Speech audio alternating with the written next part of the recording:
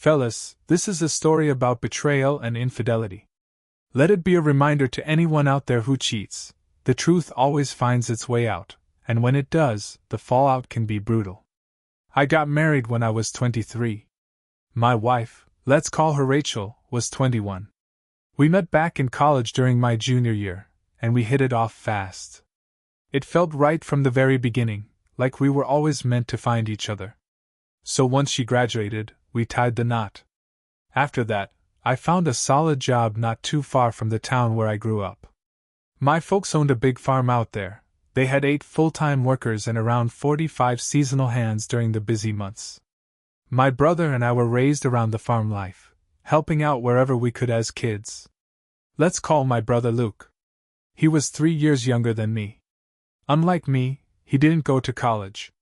He chose to work on the farm full-time as a laborer. Our dad tried to move him into more of a management role over the years, but Luke always turned that down. He liked the simplicity of hard work, doing his shift, collecting his pay, and heading home. That was his life, right up until we lost him to cancer earlier this year. The farm itself spans close to 700 acres and has 3 houses on the property. My parents live in the main house, set back off the main road. It also doubles as the farm office. Luke had been living in a charming little carriage house right at the fork where the driveway meets the main road. My family, Rachel, our kids, and I, lived about 3/4 of a mile away in a farmhouse nestled further down. A while back, to expand and protect the land, my parents bought the neighboring property under the farm's corporate umbrella. That made all 3 homes part of the family business, and both Luke and I lived there rent-free. Honestly, it was a great setup. Though my parents still hold official positions in the farm corporation, they arranged it so Luke and I would inherit everything once they were gone. I was set to get 55% and Luke 45%. That's because I'd been helping manage the farm alongside my day job, so I was given a controlling interest, even though I wasn't getting paid extra for that work. The rent-free housing was our compensation.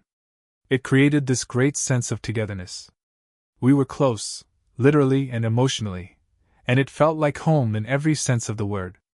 As for our kids, Rachel and I have 4. Our oldest is a daughter, 21 now. Then comes our 20-year-old son, followed by a 17-year-old boy, and our youngest is a 15-year-old girl. Life, as I saw it, was just about perfect. Rachel and I had a good marriage. We were happy. The kids were thriving. My job was steady, and the farm was doing well.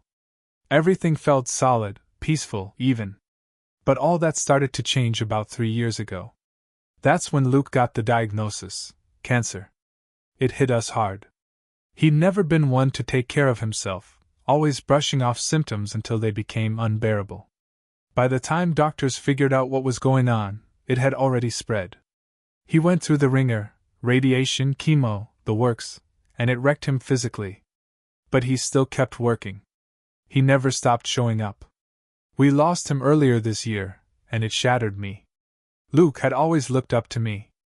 I helped him through a lot over the years, especially his struggles with drinking. He beat his alcohol addiction about 4 years before he passed. He also had some serious tax issues I helped him straighten out. We were close. Really close. And what came after his death, I never saw coming. I was the one who helped Luke through most of his struggles, from everyday stuff to life's bigger curveballs. He just wasn't great at managing the basic things most of us take for granted. Because of that, we grew incredibly close. Honestly, he leaned on me a lot, and I never minded. He was my brother. My wife Rachel and our kids loved him too. They always called him Crazy Uncle Luke, in a playful way. He wasn't dumb or lazy, not at all. He just didn't have much drive or ambition to improve his situation. That was Luke. He was content doing what he did and living a simple life. He'd had plenty of girlfriends over the years, most of them women he met at bars. Those relationships didn't last long. There was one woman, though, a truly kind soul. I remember thinking they might have a real future together. But eventually, Luke's drinking ruined it. She walked away, and I couldn't blame her. Our parents loved him anyway, completely and unconditionally. Same as they loved me. When he passed, Luke had made me the executor of his will. That meant I was in charge of handling everything he left behind, his belongings, his finances, the whole deal. His estate wasn't huge. There was a life insurance policy, a modest checking account, and some personal stuff like his motorcycle and his truck. A couple weeks after the funeral, I was sitting at his kitchen table going through all the paperwork he had piled up. That's when I found a bank statement, not from our local bank, but from a branch about 2 towns over. That caught my eye. When I looked closer, I saw the account balance, just over $70,000. But what really knocked the wind out of me was the name listed under the beneficiary. It was in Luke's name, sure, but listed as the pod, payable on death, was my youngest son, Joe. I sat there staring at it, stunned. Joe? Why Joe? Luke didn't have any particularly special connection with him. If anything, he'd been closer to my older kids. Joe was the baby of the family, quiet, reserved. I kept asking myself, why would Luke leave that kind of money just for him? Something about it didn't sit right. I didn't say anything to Rachel or my parents. Not yet. I needed more answers. The next day, I went down to the bank. Being the executor gave me access to the account info, and I started asking questions. Turns out, Luke opened that money market account just a month after Joe was born. And every 2 weeks, without fail, he deposited money into it. My heart sank. I couldn't stop connecting the dots. Why would Luke, my own brother, start saving that much money, so religiously, for a child he didn't seem particularly close to? The timing, the secrecy, all of it pointed in a direction I couldn't ignore. That's when the thought first hit me. Had Luke and Rachel? Was Joe even my son? The thought gutted me. It clawed at my brain all day and haunted me that night. I couldn't sleep. I couldn't eat. So I drove back to Luke's house, determined to find something, anything, that could confirm or deny the storm swirling in my mind. I tore through every drawer, every cabinet. I opened boxes, sifted through stacks of papers, searched high and low. Hours passed, and I found nothing, until I reached the bottom of a filing cabinet in his bedroom. And then, everything shattered. 2 photos. In the first one, Rachel, my wife, was topless. In the second, she was completely naked, holding a beer. And both were taken right there, in Luke's bedroom. I sat down hard, like the wind had been knocked out of me. My body went numb.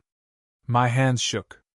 My mind raced in 100 directions, disbelief, rage, sadness, humiliation, all crashing together. I stayed there for hours, paralyzed between waves of sobbing and fits of fury. At some point, Rachel called. She wanted to know where I was. I said I'd be home soon and hung up. I didn't bring it up that night. I couldn't. My thoughts were still a tangled mess, and I needed time to figure out what I was even going to do. Part of me wanted to pretend I hadn't found anything. But that didn't last long. How the hell could I ignore something like that? I couldn't believe I was even thinking about something so awful. I kept telling myself those photos were from years ago, and Luke was gone now. But there was no way I could keep this to myself. I had to tell someone.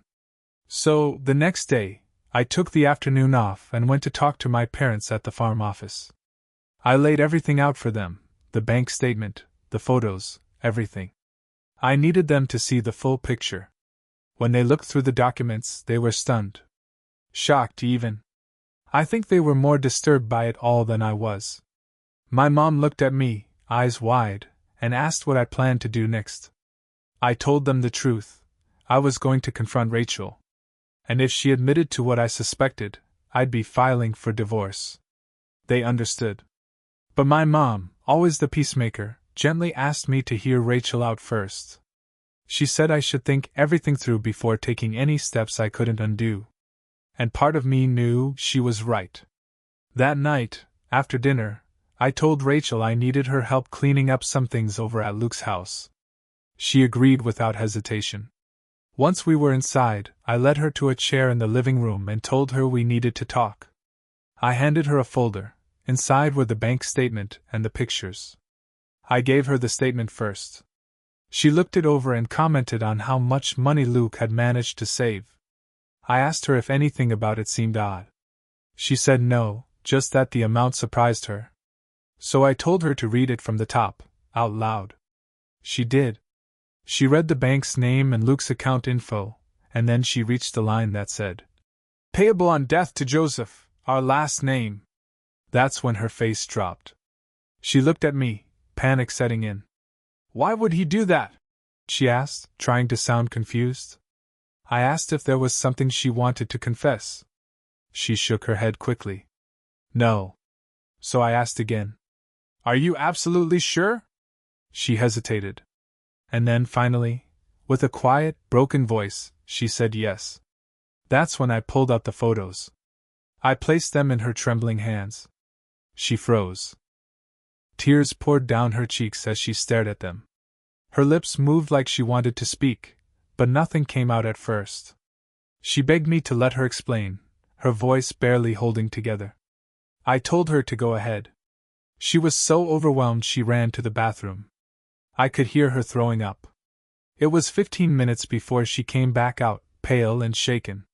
She sat down across from me and finally confessed.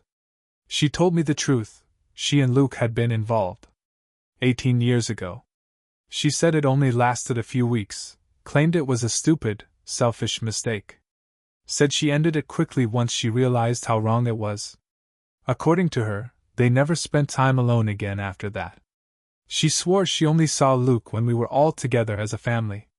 I asked her, point blank, if Joe was Luke's biological son. She didn't hesitate. "No," she said. "He's yours." I pushed her on that.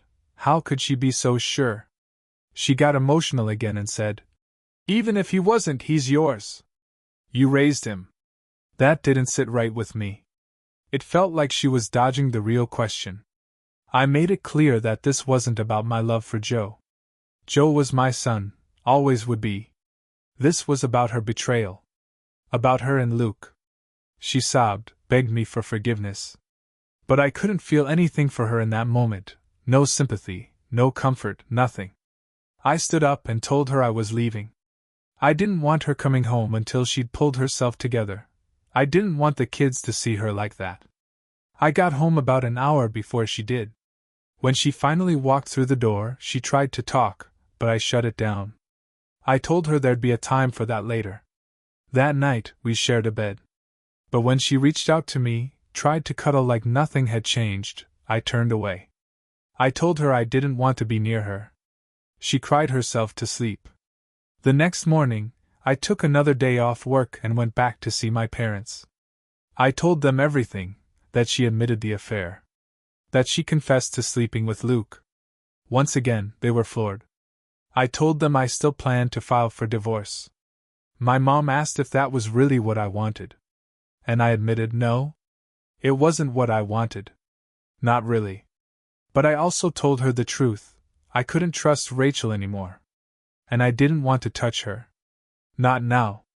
Maybe not ever again. After that, I went home. And it was time to finally tell Rachel what came next. I told Rachel straight up, I wanted a divorce. She broke down completely.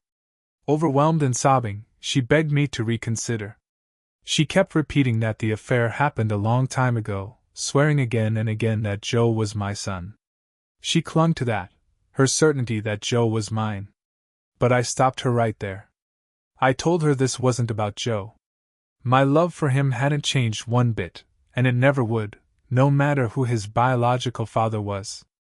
That wasn't the issue. The betrayal was between her and me, and nothing could change that. It didn't matter if it happened 18 years ago or 100. The wound was still fresh, and the betrayal just as deep. Later that day, I reached out to the attorney we normally use for farm-related matters. When I told him what was going on, he referred me to a divorce lawyer he trusted, someone he knew personally. I didn't waste any time. I booked a meeting with the divorce attorney that same afternoon. During our meeting, the lawyer walked me through everything. He reassured me that the farm, including the 3 houses, wouldn't be touched in the settlement. That was a relief, at least. Because of how my parents had set things up, with the farm incorporated under their names only, it wasn't considered a marital asset. They'd planned ahead, probably hoping to avoid exactly this kind of mess. Thanks to that corporate structure, Rachel had no legal ownership of the farm. The lawyer explained that if any of us kids got divorced, our spouses wouldn't be able to claim a piece of it. My parents were smart about that. But there was still one catch: spousal support. Since Rachel hadn't worked outside the home in years, the law said I'd likely have to pay her support for at least 5 years, maybe even longer. And apparently it didn't matter that she'd cheated. The law still leaned in her favor. The lawyer said we could try to contest it, but based on his experience, this was the most likely outcome. I'd already accepted that. Money wasn't what I was fighting over. I just wanted to be done with the marriage. When I got home, I told Rachel the news. She lost it again. Cried, begged for another chance. Promised things would be different. But I was done listening. I stayed calm, repeated my decision, and made it clear I wasn't changing my mind. Then I told her I'd be speaking to the kids over the weekend, starting with Joe. I planned to talk to him privately first, then bring all the kids together to explain what was going on. She asked if she could be there for that conversation. I told her no.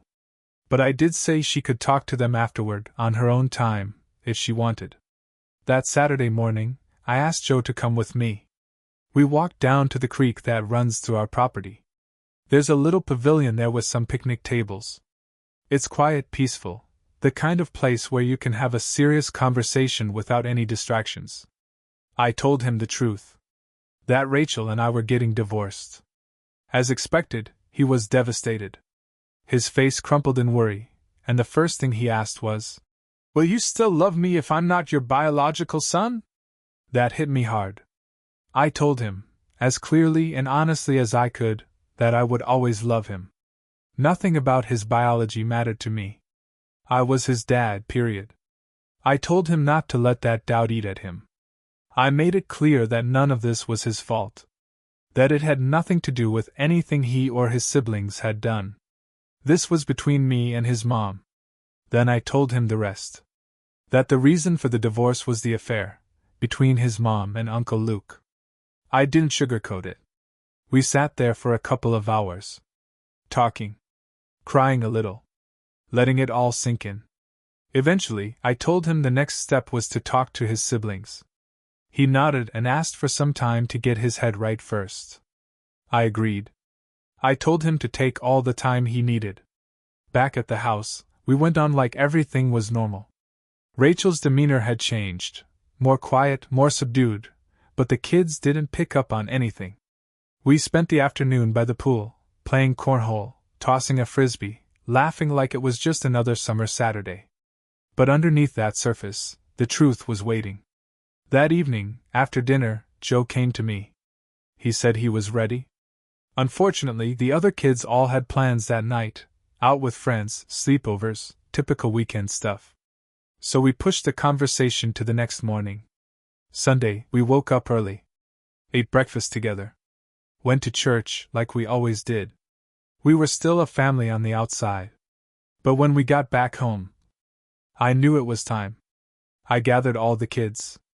And I told them.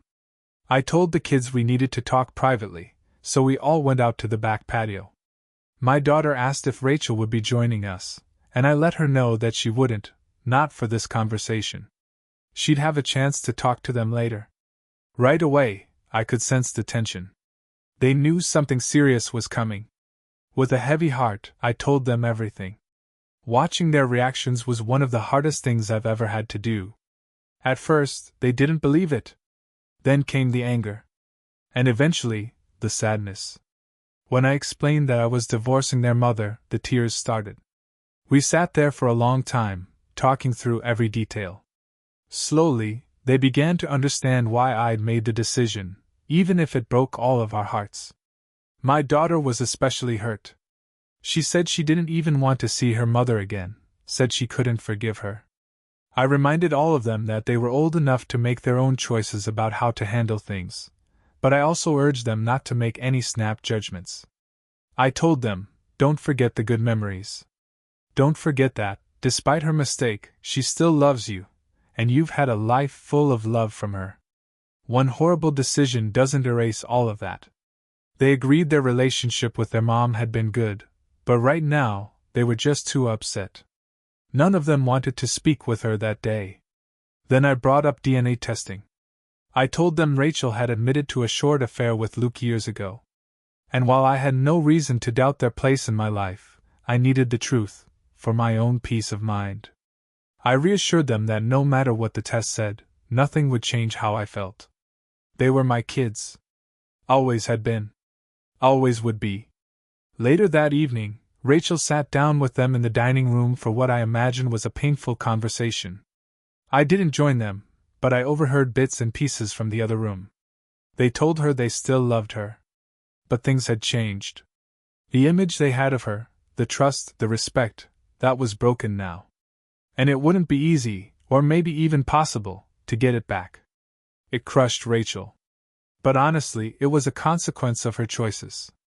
After that, she moved into the guest room and stayed there until the divorce was finalized, a process that dragged on for almost 8 months. During that time, she pleaded with me every single day to reconsider, to go to counseling, to try again. But I never wavered. I was done. About 3 months after the divorce, a real estate developer reached out with an unexpected offer. They wanted to buy the house my family and I had lived in, plus the adjoining 80 acres. The price was more than fair. After discussing it with my parents, we agreed it was the right move and took the deal.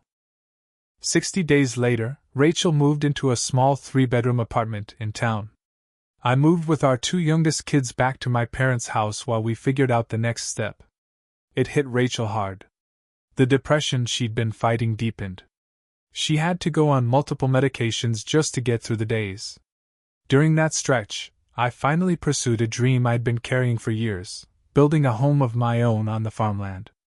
I hired an architect, and together we designed a beautiful, mid-sized log cabin with 3 bedrooms. When it was done, I moved in with the 2 youngest. They split time between our house and their mom's apartment, a few nights a week. Rachel's still struggling with the depression, though there are signs she's trying to get better. Every so often, she brings up the idea of reconciling, but there's nothing left in me for that. I treat her with respect. I'm kind. But it's not because I love her. It's because she's the mother of my children, and because she has no one else. She's still part of this family, even if she's no longer part of my life in the way she once was.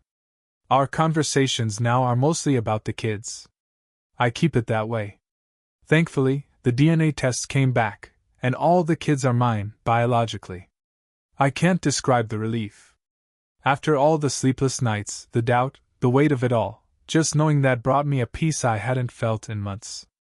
But it didn't change anything with Rachel. What she did, the betrayal, the lies, the way it all unfolded, that's not something I can ever forget. And no matter how many years pass, I know I'll never be able to forgive her fully. That part of my life is over.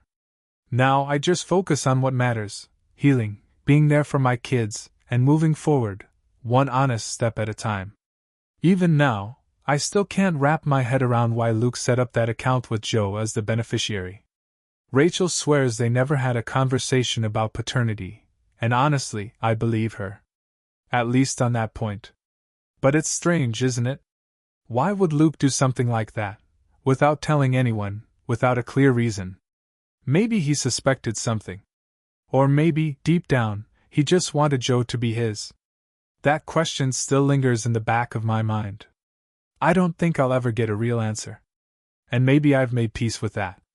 Despite everything, I'm okay with where life has landed. My relationship with my kids is strong. That trust, that bond, is still there, and that's what matters most to me now. As for Rachel, we'll probably never rebuild the trust we lost. But I do still care about her, in a way. I want her to find peace, maybe even happiness again someday. I'm not sure why I felt the urge to write this all down, but putting it into words brought a weird sense of relief. Like letting go of a weight I'd been carrying around for far too long. It's helped me appreciate how far I've come, and how much better things are now, despite everything I lost. I'm 51 now. I work as an assistant manager at a large warehouse here in Tampa, Florida. My wife, well, my second wife, is 54, and she works as a successful real estate agent. She's got 2 kids in college. I don't have any biological children with her, but they've become part of my life all the same. We met 10 years ago at a business convention, of all places. Since then, we've built a life around shared interests. Traveling, beach weekends, time with family. We give back to the community too. Soup kitchens, food drives, helping people has become a big part of what we do together.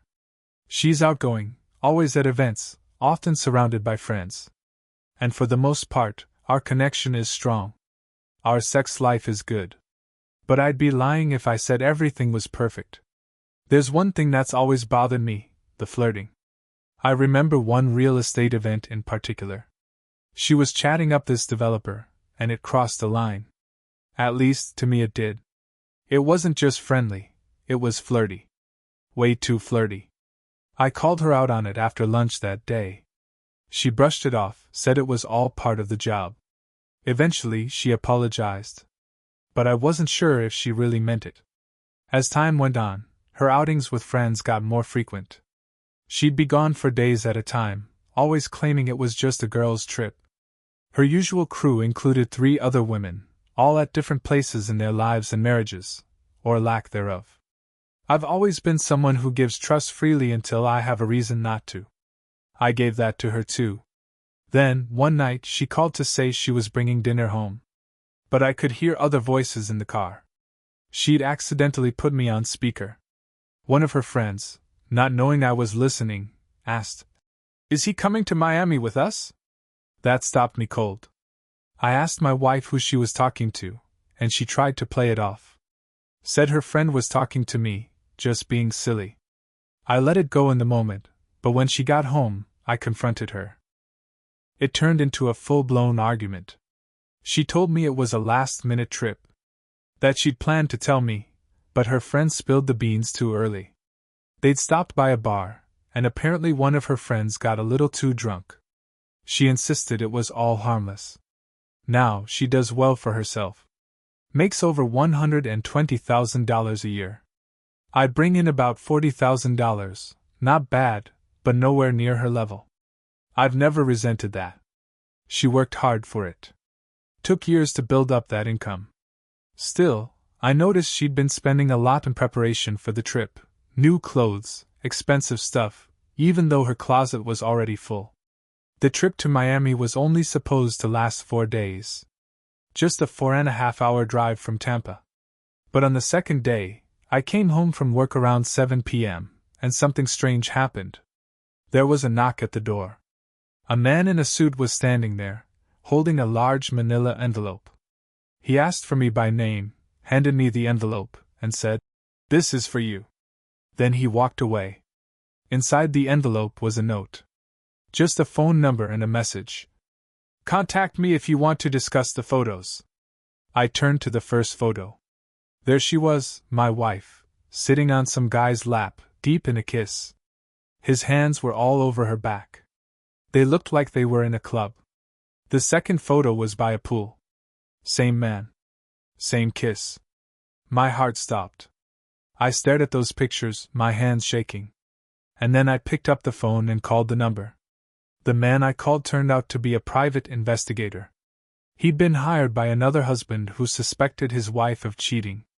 As part of the investigation, he was tracking the wife's social circle, and that's how he ended up crossing paths with mine. When I looked through the rest of the photos, I found 3 more. And these weren't just flirty or suggestive. They were intimate. Clear as day. My wife, with that same man in bed. Everything inside me broke in that moment. My chest tightened, my throat burned, and before I knew it, I was crying, not just from anger or betrayal, but from this deep, gut-wrenching sadness. I called my dad.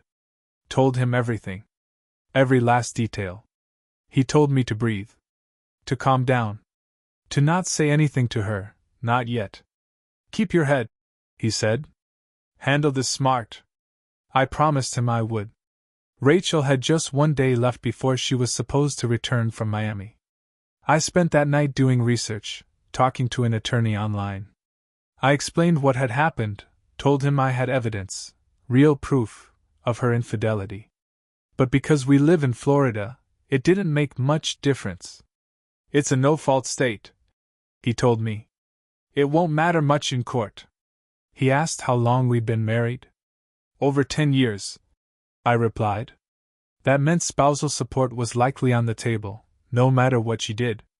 I decided I'd hire a divorce lawyer the next day. Until then, I tried to keep things as normal as possible, even though my world had fallen apart. But when Rachel came home, she threw a wrench into my plans. She had taken a couple of extra days off, so I had to delay my move. On the third day, she finally went back to work. That morning, after she left, I packed up the essentials. I called my dad and our longtime family friend Kenny to ask for help covering legal fees. They didn't even hesitate. I hired a lawyer and filed for divorce on the grounds of irreconcilable differences. After that, Dad came over with his truck, and we loaded up my stuff. I moved most of it into his apartment, not permanently, just until she'd been officially served. But she hadn't been. Not for 2 whole weeks. Then, finally, 1 more week later, she got served, while she was at work. Right after, my phone started blowing up. "What's going on?" she texted. "Why are you doing this?" She had no idea. I was at my dad's place when I got a call from her. I didn't trust where this could go, so I asked Dad to meet me at the house, just in case. He got there 5 minutes before she did. She came in angry and confused, demanding to know why I'd filed for divorce. I didn't say a word. I just reached into my bag, pulled out the photos, and laid them on the table. She looked at them. Her hand flew to her mouth. Tears welled up in her eyes. She stumbled through an apology, barely able to speak. But I was done. I told her we'd talk in court. Just like I expected, she started calling, texting, suggesting marriage counseling, begging me to reconsider before the hearing. She even hired a lawyer to fight it. But mine came prepared. He stood his ground and fought for me every step of the way. In the end, I walked away with $60,000 in equity from the house and $1,900 a month in spousal support for 3 years. We split the furniture, but I let her keep most of it. I didn't want the memories. About a month later, I learned from one of her friends that Rachel had cheated on me before, long before this Miami trip. The friend told me she'd thought about saying something back then but didn't feel like it was her place. Later, she said she regretted it. I told her the truth. If I'd known about that first affair, I probably wouldn't have stayed married to her for the last 10 years. It's been 8 months since the divorce was finalized. Rachel still texts me, almost every week. Little messages, asking how I'm doing, checking in, sometimes mentioning her kids and how they still talk about me. But I don't reply. I kept my number. Not out of sentiment, but because it's my right. I'm not hiding from her. The pain's still there. It doesn't just disappear. But I've been leaning on a solid group of friends, the kind who know when not to bring it up unless I do. Lately, I've started therapy. It's helping. I've still got scars, and healing takes time. But I'm getting there. And I believe, deep down, I'll be okay.